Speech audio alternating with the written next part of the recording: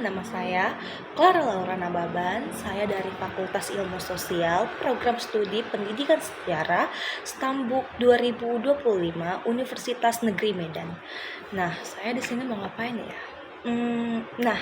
Saya di sini ingin melakukan review dari kedua buku atau bisa kita kenal dengan CBR. Nah, kedua bukunya itu adalah ini. Nah, yang pertama itu ada dari buku Sejarah Negara-Negara di Kawasan Asia Selatan dari Dr. Nurzeki Ibrahim MM. Nah, yang buku keduanya itu Dinamika Sejarah Asia Selatan dari Dr. Suwarno MSI. Nah, jadi dua buku ini ingin saya review. Dan yang pertama saya review itu adalah buku ini, yaitu Sejarah Negara-Negara di Kawasan Asia Selatan dari Dr. Nurzeki Ibrahim MM. Langsung saja kita review, guys. Nah, di dalam buku tadi itu terdapat 10 bab. Nah, kita akan mulai dari bab yang pertama. Bab pertama itu berjudul pendahuluan, yang dimana terdapat latar belakang dan tujuan. Latar belakangnya bertulisan penulis ingin memberitahukan kepada pembaca bagaimana sih kehidupan, bagaimana masa-masa negara-negara yang ada di kawasan Asia Selatan ini. Dan tujuannya penulis ingin pembaca tahu apa-apa saja yang terjadi, sejarah-sejarah apa saja yang ada di kawasan Asia Selatan, dari berbagai bermacam negara-negara sampai dari masa kuno hingga masa sekarang ini. Pada bab 2 itu terdapat judul Memahami Sekitar Hindu dan Buddha serta Islam di Asia Selatan. Nah, di dalam bab ini terdapat 10 poin dan saya akan menjelaskan 10 poin tersebut. Poin pertama itu tentang menjelaskan tanah dan masyarakat Asia Selatan. Dalam poin ini dijelaskan bagaimana kondisi geografi kawasan Asia Selatan hingga ke anak benua India dan sekitarnya, serta karakteristik masyarakatnya, struktur sosial, etnis, budaya, dan faktor-faktor lingkungan yang mempengaruhi perkembangan kebudayaan dan agama di wilayah ini. Nah, pada poin kedua itu bertulis perkembangan kebudayaan lembah industri, yang dimana poin ini menjelaskan peradaban kuno di lembah sungai Indus sebagai salah satu pusat kebudayaan awal di Asia Selatan, mulai dari permukiman awal, sistem sosial, ekonomi, hingga aspek keagamaan primitif yang kemudian memberi fondasi bagi kemunculan budaya Hindu-Buddha. Nah, pada poin ketiga itu perkembangan keagamaan. Fokusnya pada bagaimana ajaran Hindu dan Buddha muncul, berkembang, dan menyebar di Asia Selatan. Misalnya, sistem kepercayaan Veda, reformasi Buddhis, peran dinasti, serta bagaimana agama-agama ini membentuk struktur sosial, monarki, dan mandala budaya. Nah, pada poin keempat, itu menjelaskan perkembangan kerajaan Maurya, yang membahas kerajaan Maurya sebagai pemersatu besar di antara anak benua India yang membawa perubahan besar dalam agama, termasuk penyebaran Buddhisme, pemerintahan, ekonomi, dan hubungan budaya dengan wilayah luar. Nah, pada poin yang kelima itu menjelaskan dinasti Gupta, yang dimana dinasti Gupta ini dikenal dengan keemasan, yang dimana India kuno yang ditandai oleh kemajuan seni, sastra, filsafat, dan agama Hindu-Buddha dalam konteks pemerintahan yang relatif stabil dan mandala budaya yang kokoh. Nah, pada poin yang keenam itu menjelaskan Asia Selatan di bawah kekuasaan raja-raja Islam. Nah, poin ini membahas fase ketika kekuasaan Islam mulai mendominasi kawasan India dan Asia Selatan. Munculnya sultanat, pengaruh Islam dalam pemerintahan, budaya, serta interaksi antara tradisi Hindu-Buddha dan Islam. Nah, pada poin yang ketujuh itu menjelaskan dominasi bangsa Barat di Asia Selatan, yang dimana menguraikan bagaimana kekuasaan kolonial Barat, misalnya Inggris, masuk dan mendominasi Asia Selatan. serta dampaknya terhadap struktur agama, budaya, ekonomi, dan sistem pemerintahan lokal. Nah, kita masuk pada poin yang ke-8, yang dimana poin ke-8 ini menjelaskan perlawanan rakyat 1857 sampai 1958. Menjelaskan itu gerakan-gerakan resistensi terhadap kekuasaan kolonial barat di Asia Selatan, khususnya di India, yang melibatkan berbagai kelompok masyarakat dan dipengaruhi oleh dinamika keagamaan dan budaya. Nah, pada poin yang ke-9 itu menjelaskan pergerakan nasional, mengulas proses kebangkitan nasional di negara-negara di Asia Selatan, bagaimana identitas agama, budaya, dan sejarah menyatu dalam gerakan kemerdekaan dan pembentukan negara bangsa modern di Asia Selatan. Nah, yang terakhir itu poin yang menjelaskan pergerakan kedaulatan. Bagaimana negara-negara di Asia Selatan meraih kedaulatan tentang pembentukan negara modern. Dan bagaimana warisan Hindu, Buddha, dan Islam terus memainkan peran dalam kehidupan modern kawasan tersebut. Nah, kita masuk pada bab yang ketiga. Di dalam bab 3 ini itu tidak ada terdapat poin-poin seperti bab yang pertama, dan yang judul bab 3 itu yaitu memahami sejarah kawasan Asia Selatan. Di dalam bab ini diperlihatkan dan dijelaskan juga bahwa sejarah Asia Selatan adalah hasil interaksi panjang antara faktor geografis, agama, kerajaan, negara, dan bahkan ekonomi dunia, dan tekanan kolonial juga ada di dalam bab ini. Dan dalam bab ini juga kita memahami bagaimana sih pola ini penting untuk menafsirkan masalah-masalah kontemporer di kawasan Asia Selatan, seperti masalah identitas, konflik, pembangunan, dan hubungan internasional. Kita masuk pada bab yang keempat yang berjudul Mengenal Sejarah India. Di dalam bab ini terdapat 3 poin. Poin yang pertama itu sejarah India masa kuno, yang dimana pada poin ini fokus kita pada periode awal India, perkembangan masyarakat, munculnya kerajaan pertama, proses politis dan kebudayaan yang membentuk dasar India kuno. Dan poin ini juga menjelaskan dinamika sosial, budaya, agama, ekonomi yang menjadi landasan bagi bentuk negara dan masyarakat selanjutnya. Membuat aspek-aspek seperti perkembangan sistem kasta, lembaga keagamaan seperti Hindu, kemudian Buddhis, pengaruh eksternal yang kita kenal dengan kontak awal dengan Asia Tengah atau Asia Barat yang memicu integrasi wilayah dan budaya. Selanjutnya itu pada poin yang kedua itu menjelaskan sejarah India masa Madhya atau yang kita kenal dengan pertengahan, yang menangani periode transisi dari kerajaan kuno besar ke kerajaan menengah, termasuk pergeseran pemerintahan, munculnya sultanat atau kekuasaan baru, perubahan sosial ekonomi, misalnya sistem agraris, perdagangan, dan urbanisasi.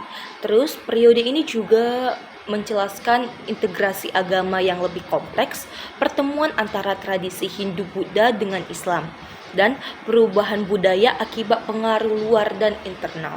Dan bab ini juga menjelaskan pengaruh kolonial awal bisa mulai muncul di bagian akhir periode ini atau menjadi jembatan menuju masa modern.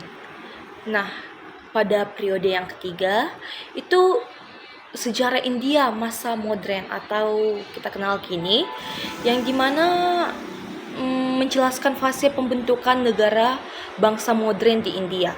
Proses kolonialisme penuh oleh kekuatan barat, terutama India di bawah kekuasaan British East India Company dan kemudian pemerintahan kolonial Inggris.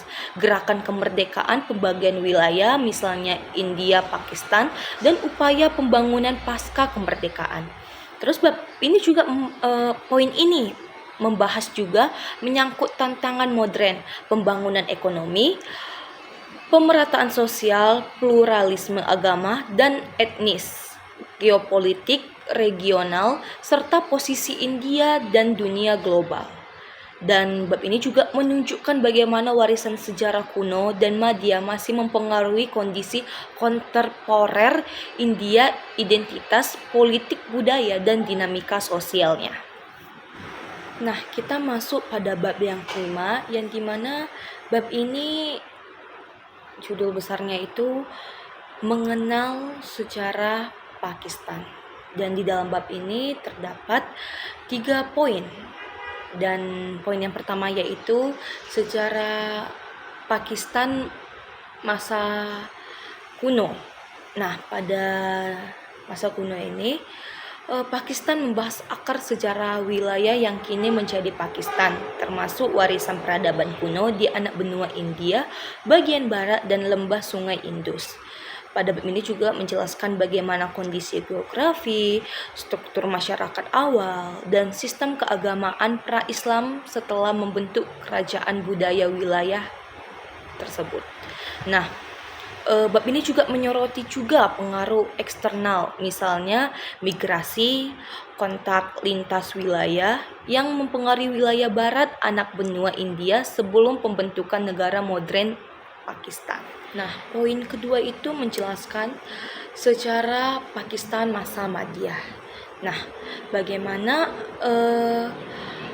pada masa Madya ini mengurangi periode pertengahan ketika wilayah Pakistan berada di bawah berbagai kerajaan sultanat serta pengaruh Islam yang makin melekat, baik lewat ekspansi Arab, Persia maupun Turki Mogol. Terus pada poin ini juga mencakup integrasi sosial budaya antara tradisi lokal dengan tradisi Islam. Munculnya pusat-pusat keagamaan dan perubahan tata kelola pemerintahan di wilayah itu. Nah, pada poin ini juga penulis juga meninjau bagaimana wilayah Pakistan menjadi bagian dari jaringan perdagangan regional dan bagaimana kondisi politik internal berubah menjelang kolonialisme. Kita masuk pada poin yang ketiga, yaitu sejarah Pakistan masa modern, yang dimana pada poin ini fokusnya itu pada era kolonial Inggris di wilayah yang kemudian menjadi Pakistan. Proses pemisahan dari India, pembentukan negara Pakistan pada 14 Agustus 1947 dan tantangan awal negara ini. Dan poin ini juga membahas mengenal pembagian India, Pakistan, migrasi massal, konflik Kashmir, serta pembentukan identitas nasional Pakistan sebagai negara mayoritas Muslim. Nah, pada poin ini juga menyentuh periode setelah kemerdekaan, pembangunan negara, stabilitas politik, hubungan dengan negara-negara tetangga, termasuk India, dan tantangan kontemporer seperti pluralisme, ekonomi, dan geopolitik di Asia Selatan. Nah, kita masuk pada bab yang keenam yang judulnya itu yaitu mengenal sejarah Bangladesh. Yang dimana di dalam bab ini terdapat 3 poin. Poin pertama itu membahas Bangladesh masa kuno. Pada masa kuno, wilayah Bangladesh dikenal sebagai Bangla Timur, bagian dari lembah subur Sungai Gangga dan Brahmaputra. Kawasan ini telah dihuni sejak masa prasejarah dan menjadi pusat dari peradaban penting di Asia Selatan. Dan pada masa ini Bangladesh itu pernah berdiri beberapa kerajaan. Yang pertama itu kerajaan Maurya, itu berdiri dari abad ke-3 sampai dengan Masehi.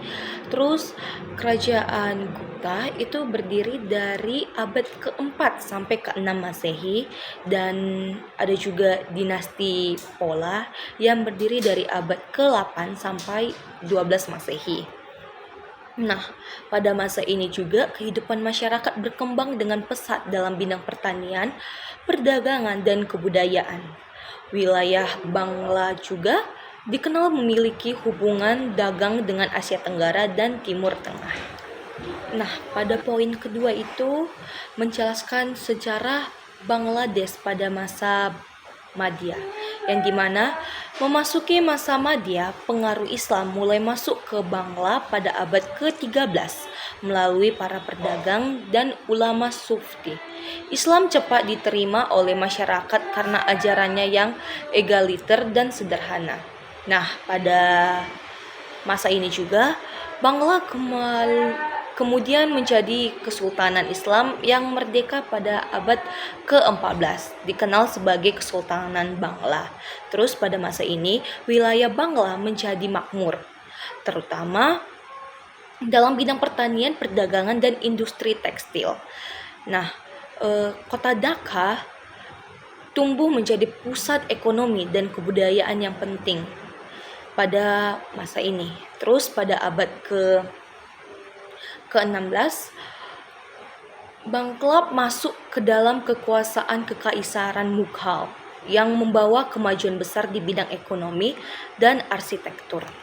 Namun, kemakmuran tersebut mulai menurun pada abad ke-18 ketika kekuasaan Mughal melemah, membuka jalan bagi masuknya pengaruh kolonial Inggris. Tahun 1757, setelah pertempuran Plassey, Inggris mengambil alih Bangla dan mengakhiri masa pemerintahan lokal. Nah, kita masuk pada poin yang ketiga, yaitu masa modernnya Bangladesh. Nah, pada masa modern ini Bangladesh mengalami berbagai perubahan besar yang membentuk identitas negaranya saat ini. Dan di dalam periode ini juga banyak terjadi masa-masa. Kita mulai dari masa penjajahan Inggris, yang dimana Inggris menjadikan Bangladesh pusat ekonomi dan perdagangan kolonialnya. Terus kebijakan eksploitasi kolonial menimbulkan penderitaan dan kemiskinan rakyat. Dan terjadi juga kelaparan besar tahun 1943 yang menewaskan jutaan penduduk. Dan terdapat juga pembagian India, itu terjadi 1947. Setelah kemerdekaan Inggris membagi wilayahnya menjadi India dan Pakistan. Wilayah Bangla Timur itu menjadi bagian dari Pakistan dan disebut Pakistan Timur. Sementara Bangla Barat masuk ke India. Dan juga meski suatu negara, Pakistan Timur mengalami diskriminasi politik dan ekonomi dari Pakistan Barat. Terus timbul gerakan bahasa Bengali dan nasionalisme, di mana pemerintahan Pakistan hanya mengakui bahasa Urdu sebagai bahasa nasional. Rakyat Pakistan Timur menolak dan memprotes kebijakan tersebut melalui gerakan bahasa Bengali itu pada tahun 1952 yang menewaskan banyak mahasiswa. Dan peristiwa ini membangkitkan semangat nasionalisme dan kesadaran identitas bangsa Bangladesh. Terus perang kemerdekaan 1971, yang dimana tokoh Sheikh Mujibur Rahmat, pemimpin Partai Awami League, memimpin perjuangan politik rakyat Pakistan Timur. Nah, setelah kemenangan partainya dalam pemilu 1970 tidak diakui oleh pemerintahan Pakistan Barat. Terus terjadilah konflik berat. Terus pada 25 Maret 1971, militer Pakistan melakukan operasi militer brutal di Dhaka. Terus rakyat Pakistan Timur melakukan perlawanan bersenjata yang dikenal sebagai Perang Kemerdekaan Bangladesh. Dengan dukungan India, Bangladesh akhirnya memproklamasikan kemerdekaannya pada 16 Desember 1971. Dan itu setelah peristiwa tersebut, timbullah perkembangan pasca kemerdekaan di Bangladesh. Sheikh Mujibur Rahman menjadi pemimpin pertama Bangladesh. Negara baru ini menghadapi tantangan berat, yaitu kerusakan akibat perang, kemiskinan, dan bencana alam. Setelah pembunuhan Mujibur Rahman pada 1975, Bangladesh mengalami periode kudeta dan pemerintahan militer. Sejak tahun 1990-an, sistem demokrasi parlementer mulai diterapkan di Bangladesh ini. Dan kini Bangladesh berkembang pesat di bidang industri tekstil, pertanian, pendidikan, dan peran perempuan. Nah, selanjutnya kita masuk pada bab yang ke-7, yang dimana garis besarnya mengenal sejarah Sri Lanka. Itu juga di dalam bab ini terdapat 3 poin. Yang pertama itu sejarah Sri Lanka masa kuno, yang dimana sejarah awal Sri Lanka dimulai sekitar abad ke-6 sebelum Masehi, ketika bangsa Indo-Arya dari India Utara datang dan membentuk kerajaan pertama bernama Anuradhapura. Pendirian kerajaan ini disebut Pangeran Vijaya, yang dianggap sebagai nenek moyang bangsa Sinhala. Pada masa ini, agama Buddha mulai masuk ke Sri Lanka sekitar abad ke-3 sebelum Masehi melalui misionaris Mahinda, putra Raja Asoka dari India. Agama Buddha berkembang pesat dan menjadi dasar utama peradaban Sri Lanka hingga kini. Kerajaan Anuradhapura mencapai masa keemasan dalam bidang pertanian, irigasi, seni, dan arsitektur, terutama pembangunan stupa dan vihara. Nah, kita masuk pada poin yang kedua, itu tentang sejarah Sri Lanka masa Madhya, yang dimana setelah masa keemasan, Sri Lanka sering menghadapi serangan dari kerajaan India Selatan, terutama dari Chola dan Pandya. Akibat invasi dan konflik internal, pusat pemerintahan berpindah-pindah, melemahkan kekuasaan kerajaan lokal. Mulai dari abad yang ke-16, bangsa Eropa mulai datang ke Sri Lanka karena tertarik pada rempah-rempah dan hasil buminya. Portugis menjadi bangsa Eropa pertama yang datang.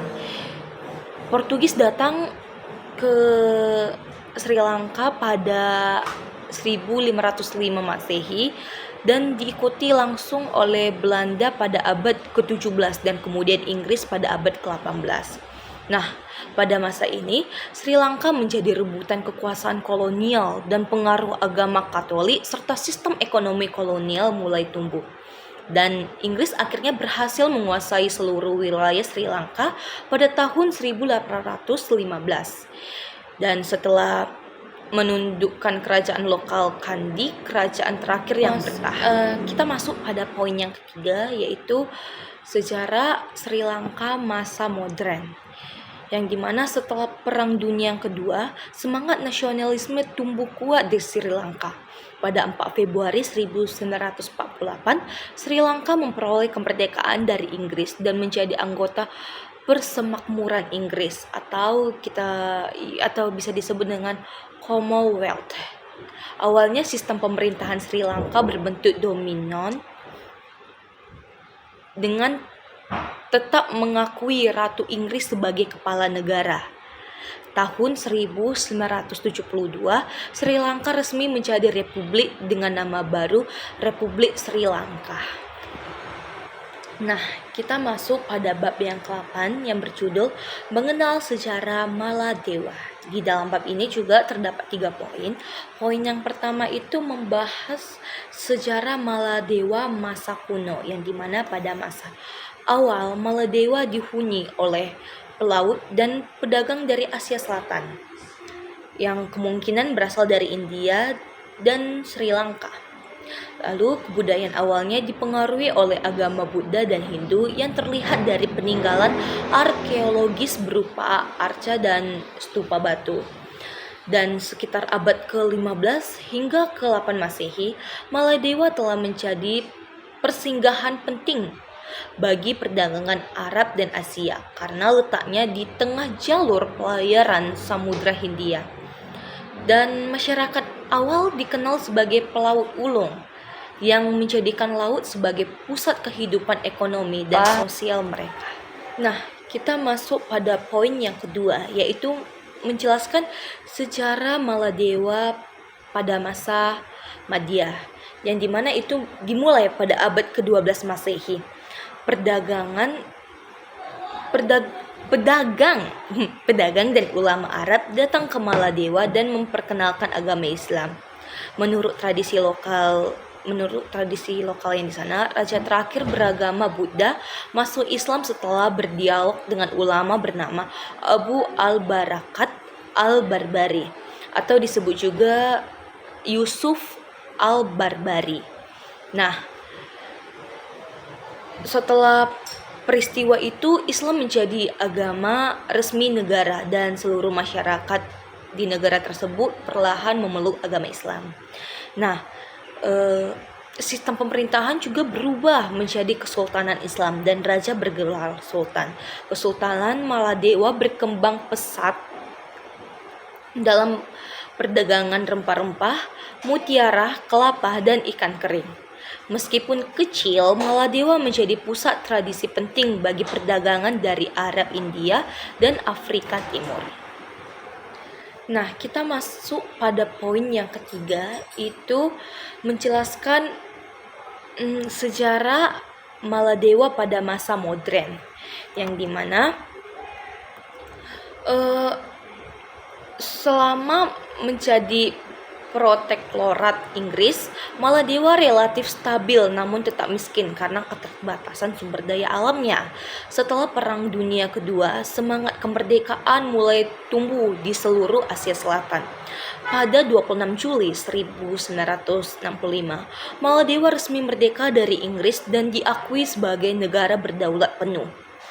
Dan awalnya negara ini berbentuk kerajaan atau Kesultanan Maladewa. Namun pada 11 November 1968, sistem monarki dihapuskan dan diganti menjadi Republik Maladewa. Sejak itu, kepala negara bergelar presiden bukan sultan lagi. Nah, kita masuk pada bab yang ke-9 yang dimana judulnya itu mengenal sejarah Nepal. Nah, di dalam bab ini juga sama terdapat 3 poin. Yang poin pertama yaitu sejarah Nepal masa kuno, yang dimana sejarah awal Nepal berkaitan erat dengan peradaban India kuno dan Tibet. Sekitar abad ke-7 sebelum Masehi, wilayah Nepal dihuni oleh kerajaan-kerajaan kecil di lembah Kathmandu yang menjadi pusat perdagangan antara India dan Tiongkok. Pada masa ini juga agama Hindu dan Buddha berkembang berdampingan.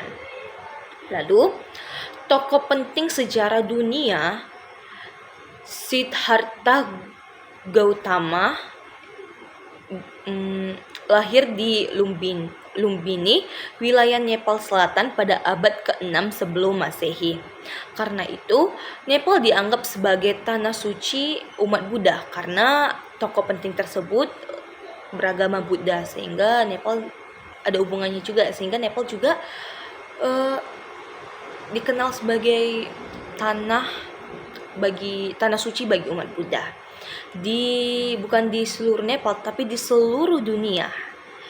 Lalu setelah masa Buddha, Nepal menjadi bagian dari pengaruh kerajaan Maurya dan Gupta dari India yang membawa kemakmuran serta budaya Sangsekerta.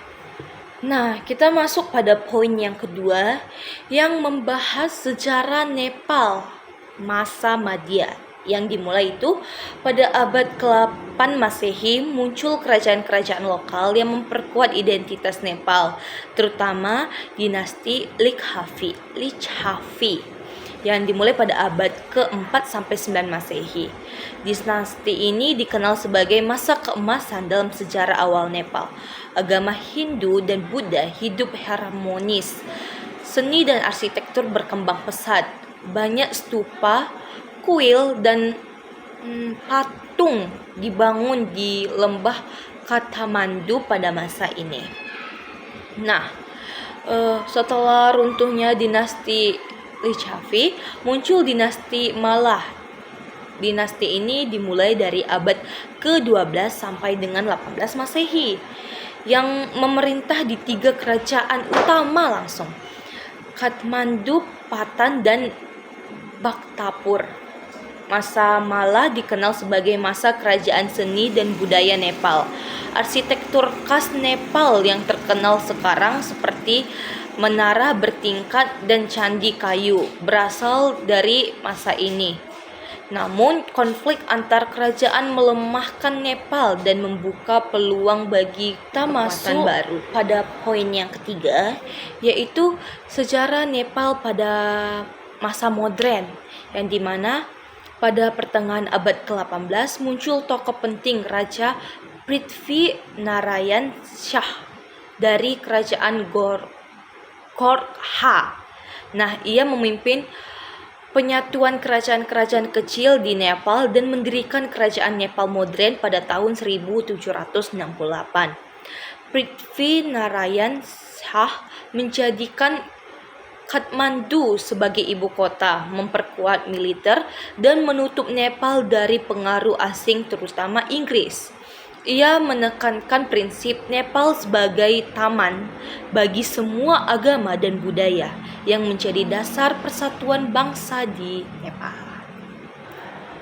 Nah, kita sampai di bab terakhir pada buku tersebut, yang dimana bab terakhirnya itu yaitu bab 10, yang dimana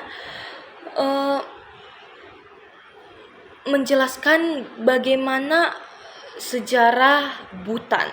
Di dalam bab ini juga terdapat 3 poin, yang dimana poin pertamanya itu sejarah Bhutan pada masa kuno.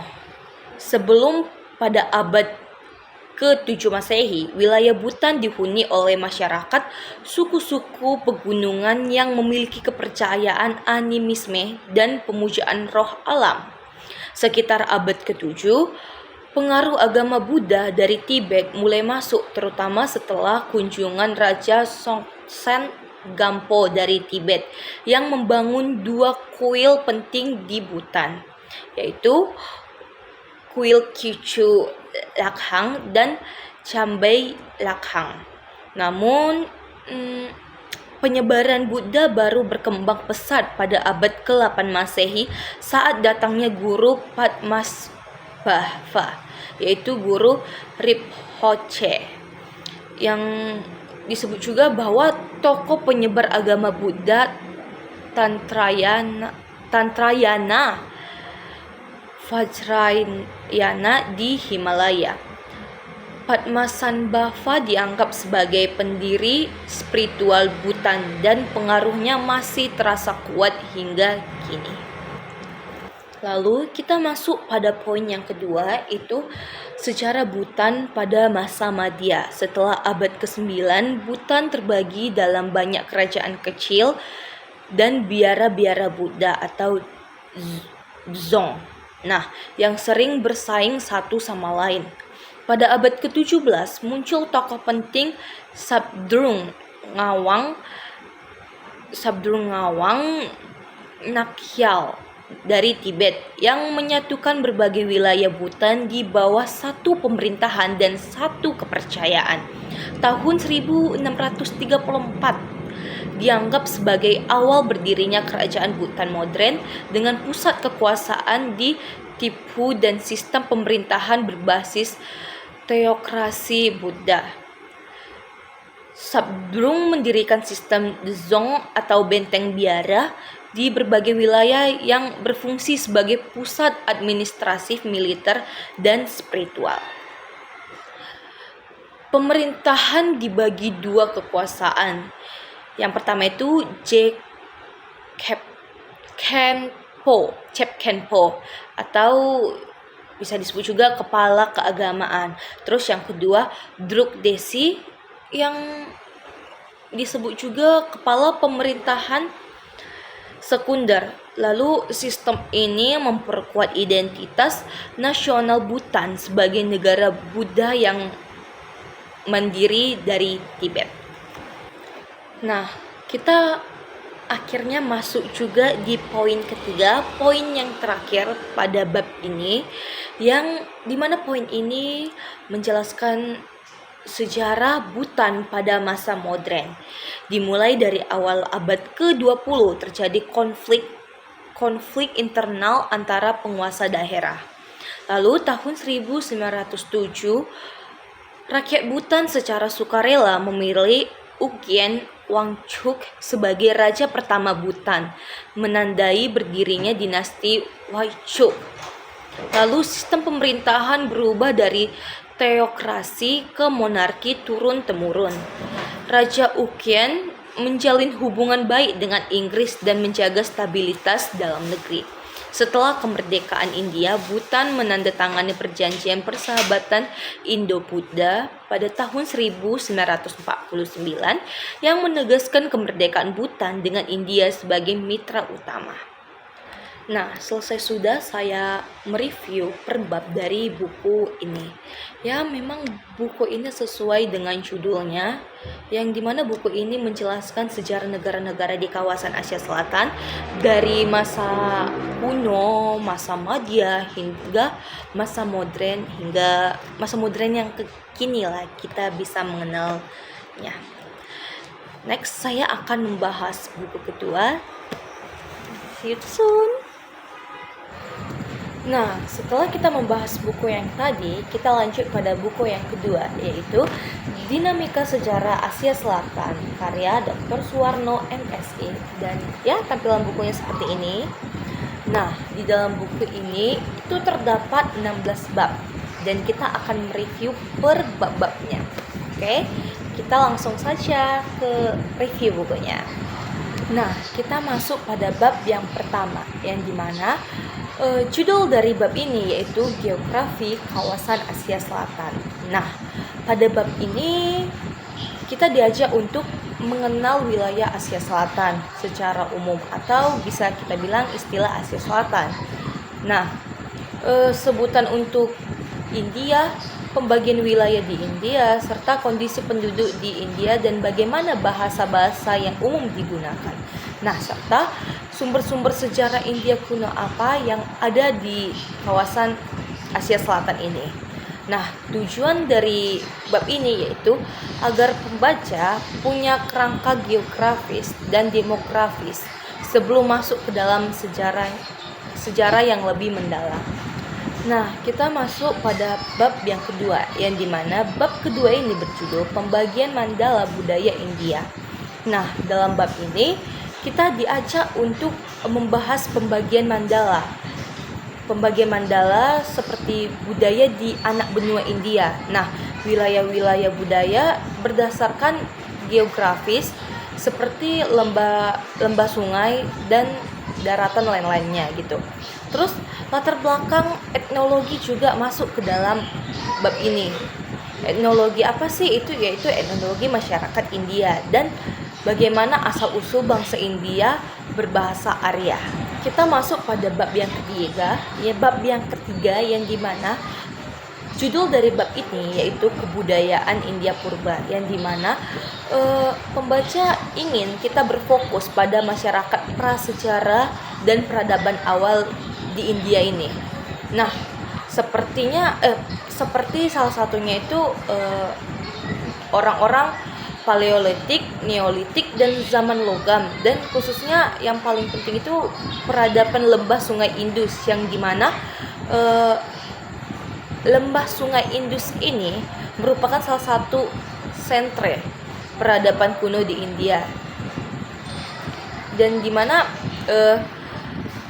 pada bab ini juga dibahas bagaimana aspek sosial, ekonomi, domestik, perdagangan, agama di dalam kebudayaan India purba ini. Kita masuk pada bab yang keempat, yang dimana bab keempat ini berjudul kebudayaan Arya pada masa Weda, yang dimana pada bab ini itu membahas kedatangan budaya Arya di India dan bagaimana periode-periode Weda atau bisa disebut juga dengan Weda purba, Brahmana, Upanishad, yang kemudian periode-periode agama Buddha ini serta periode setelah agama Buddha yang berkembang di dalam agama Hindu dan kultur Hindu di India. Nah, kita masuk pada bab yang kelima, yang dimana bab kelima ini berjudul Kerajaan Magadha dan hubungan dengan dunia barat. Nah, dimana pada bab ini kita meninjau kerajaan-kerajaan Magadha seperti dinasti-dinasti yang ada, yaitu dinasti Sisunaga, dinasti Nanda, Maurya, Sukha, dan Kanwa, yang dimana dinasti ini berada di bagian utara India. Dan kita juga diajak untuk mengetahui bagaimana mereka berhubungan dengan dunia luar, misalnya dalam hubungan perdagangan dan budaya, khususnya dengan bangsa barat. Jadi bagian ini menjelaskan bagaimana sih mereka bisa memiliki hubungan dengan bangsa-bangsa atau dunia-dunia barat. Nah, kita masuk pada bab yang keenam, yang dimana bab 6 itu berjudul Dinasti Kushana dan hubungan dengan dunia barat, yang dimana dalam bab ini kita membahas tentang kerajaan-kerajaan di India bagian utara sampai ke timur, yang salah satunya itu dinasti Kushana. Dan kita di bab ini juga kita mempelajari bagaimana sih dinasti Kushana itu mereka mampu memiliki hubungan dengan bangsa-bangsa barat, seperti salah satunya yaitu Yunani, Indo hingga ke Baktria gitu. Dan bagaimana juga sih perkembangan agama dan kebudayaan selama masa dinasti Kushana ini. Yang berikutnya itu bab 7, yang dimana judul dari bab 7 ini yaitu integrasi di bawah dinasti Gupta dan Harsya, yang dimana bab ini membahas puncak peradaban India kuno di bawah dinasti Gupta serta Raja Hasravardhana. Nah, pada bab ini juga terdapat catatan-catatan wisatawan Cina yang mencatat bagaimana sih kondisi India pada masa tersebut, dan masa ini disebut dengan masa integrasi politik dan budaya yang relatif stabil di India kuno. Kita masuk pada bab 8, yang dimana bab 8 ini berjudul Kerajaan-kerajaan di kawasan India Selatan, yang dimana bab ini berfokus pada India bagian selatan, karena kan judulnya udah kerajaan-kerajaan India di bagian selatan gitu. Nah, dimana di bagian selatan ini terdapat kerajaan-kerajaan seperti dinasti Pallava, Chalukya, Chola, dan juga pada bab ini dibahas bagaimana budaya politik di India Selatan berkembang dan memiliki perbedaan dan paralel dengan wilayah utara. Kita masuk pada bab yang ke-9, yang dimana judul dari bab 9 itu yaitu proses Islamisasi anak benua India, yang dimana pada bab ini tentu saja membahas bagaimana sih masuknya pengaruh agama Islam ke dalam anak benua India. Nah, bagaimana sih strategis dakwah atau apakah pengaruh agama Islam ini masuk melalui perang atau damai gitu, dan bagaimana pengaruh Islam terhadap masyarakat di India dalam bidang politik, ekonomi, dan sosial budaya, dan bagaimana juga dalam kesusastraan dan ideologi. Nah, kita masuk pada bab yang 10, yang dimana pada bab ini berjudul Sultan Delhi, yang dimana bab ini membahas dinasti-dinasti utama yang berkuasa di Delhi sebagai pusat politik Islam di India, yang dimana dinasti ini mencakup dinasti Buddha, Khilji, Tughlaq, Shahi, Lodhi, Suri atau Afghan, dan bagaimana mereka menguasai wilayah, konflik, serta legasi mereka dalam sejarah di India. Nah, selanjutnya itu pada bab yang ke-11, yang dimana judul bab 11 itu integrasi di bawah Imperium Mughal, yang dimana pada bab ini membahas periode kekuasaan Imperium Mughal di anak benua India yang mencapai puncak dan kemudian mulai melemah. Nah, salah satunya itu pendirian oleh Zahiruddin Babur, terus penerus seperti Nasiruddin Humayun, kejayaan di zaman Jalaluddin Akbar, masa yang menandai titik balik menuju disintegrasi. Terus bab ini juga memiliki fokus utama, yaitu bagaimana Mughal mengintegrasikan wilayah, menggabungkan budaya Islam dan India beserta struktur birokrasi, dan bagaimana faktor internal dan eksternal menyebabkan melemahnya imperium. Untuk bab yang ke-12 itu berjudul dari kolonialisme Inggris menuju pergerakan kebangsaan India, yang dimana bab ini membahas transisi dari dominasi kolonial British East India Company dan kemudian pemerintahan Inggris langsung di India ke tumbuhnya, dan bagaimana sih tumbuhnya kesadaran nasional di kalangan rakyat India. Dan pada bab ini juga membahas bagaimana kolonialisme Inggris di anak benua India dan dampaknya terhadap masyarakat. Salah satunya itu bagaimana sih dampak ekonomi, budaya, dan sosialnya, dan bagaimana muncul gerakan kebangsaan India. Dan fokusnya pada bab ini yaitu bagaimana kolonialisme mengubah struktur masyarakat India dan memicu resistensi yang akhirnya menjadi gerakan kebangsaannya. Nah, untuk pada bab yang ke-13 yaitu berjudul Perkembangan Nasionalisme India sampai tercapainya kemerdekaan. Nah, pada bab ini berfokus pada tahap-tahap penting nasionalisme di India dan sampai dengan kemerdekaannya.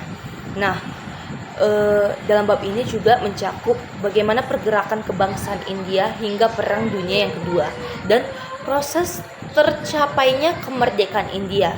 Lalu bagaimana gambaran umum pola perkembangan nasionalisme dan tokoh-tokoh pendiri bangsa India dan Pakistan. Nah, inti dari bab ini yaitu bagaimana identitas nasional terbentuk, lalu bagaimana sih perjuangan melawan penjajah, serta bagaimana India dan Pakistan itu muncul sebagai negara yang merdeka. Selanjutnya pada bab yang ke-14 itu berjudul Peran Muhammad Iqbal dari tahun 1877 hingga 1938 dalam memperjuangkan kemerdekaan di Pakistan. Dan tentu saja pada bab ini mengulas bagaimana Muhammad Iqbal seorang tokoh penting dalam sejarah Pakistan. Dan pada bab ini juga menceritakan tentu saja bagaimana riwayat hidup Iqbal, perjuangannya menuju kemerdekaan Pakistan, dan perannya dalam memperjuangkan kemerdekaan di Pakistan ini. Dan bagaimana sih pemikiran Iqbal dan kontribusinya terhadap pembentukan negara Pakistan dan identitas Muslim India. Kita masuk pada bab yang ke-15 yang dimana bab 15 ini berjudul Akar Konflik India dan Pakistan soal Kashmir. Nah, pada bab ini tentu saja membahas konflik antar Kashmir atau bisa disebut juga dengan wilayah perbatasan India-Pakistan, yang dimana konflik ini termasuk salah satu konflik utama pasca kemerdekaan. Jadi setelah kemerdekaannya mereka langsung memiliki konflik ya salah satunya inilah. Nah, jadi pada bab ini juga membahas bagaimana sih awalnya terjadi konflik ini, terus apa sih latar belakang dari konflik ini, apakah dari geografis atau yang lainnya, terus latar belakang dari histori Kashmir itu sendiri, terus bagaimana akar munculnya konflik Kashmir. Lalu pada bab ini fokusnya tentu saja bagaimana faktor geografis, lalu sejarah, politik, agama menimbulkan sengketa Kashmir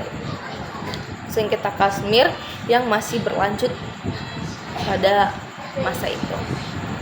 Nah, kita masuk pada bab yang terakhir, yaitu bab yang ke-16, yang dimana bab ini berjudul Lahirnya Negara Bangladesh, yaitu 1971, yang dimana kita diminta untuk atau kita diajak untuk mengulas bagaimana pembentukan Bangladesh sebagai negara merdeka pada tahun 1971 ini. Dan bab ini juga mengajak kita untuk mengetahui bagaimana sih latar belakang geografis Bangladesh ini sendiri. Terus bagaimana sih lintasan sejarah Benggala, bagaimana juga faktor-faktor pendorong lahirnya Bangladesh. Lalu fokus pada bab ini yaitu bagaimana faktor-faktor seperti perbedaan etnis, bahasa, ekonomi, politik antar wilayah barat dan timur Pakistan memunculkan gerakan pemisahan dan akhirnya terbentuklah Bangladesh. Nah, setelah kita mereview per bab dari buku ini, saya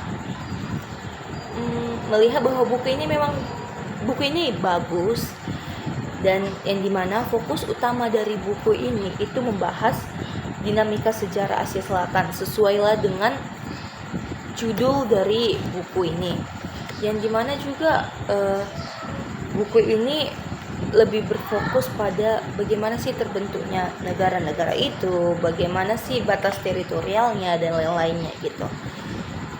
Jadi buku ini sangat bagus juga untuk menjadi pedoman agar kita lebih mengetahui bagaimana apa-apa saja yang ada terjadi di kawasan Asia Selatan ini. Nah, selesai sudah saya mereview kedua buku ini. Nah, kedua buku ini pasti memiliki kekurangan dan kelebihan. Nah, untuk kelebihannya ini, kedua buku ini memiliki fungsi sesuai dengan judulnya, yang dimana penggunaan bahasanya bagus, bagaimana buku ini benar-benar mengajak kita untuk bagaimana sih kehidupan negara-negara, bagaimana sih kok bisa terbentuknya negara-negara, bagaimana sih kehidupan kuno negara-negara tersebut. Jadi memang buku ini benar-benar mengajak kita untuk tahu lebih dalam tentang sejarah-sejarah di kawasan Asia Selatan. Lalu pada kelemahan buku ini pasti masih ada bahasa-bahasa ilmiah yang menurut saya masih banyak bahasa-bahasa ilmiah yang sulit diterjemahkan bagi pemula gitu. Tetapi kedua buku ini memiliki peran dan fungsinya masing-masing.